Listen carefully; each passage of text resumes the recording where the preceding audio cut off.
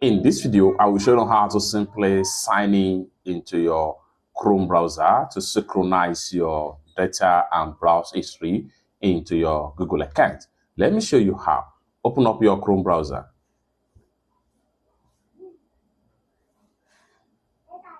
And the next thing you want to do is to go ahead and simply click on the profile icon avatar. Click on here.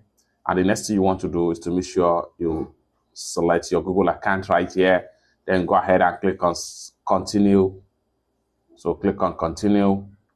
And in a few seconds, you will be signing to your Google Chrome browser. Whatever you do right here is going to be linked to your Google account, such as save password, bookmark, browse history, and every other thing you have done so far in this device. It's that simple. For more useful tutorial tips and tricks like this, consider to subscribe. Thank you so much for watching, and I hope to see you in my next video. Bye for now.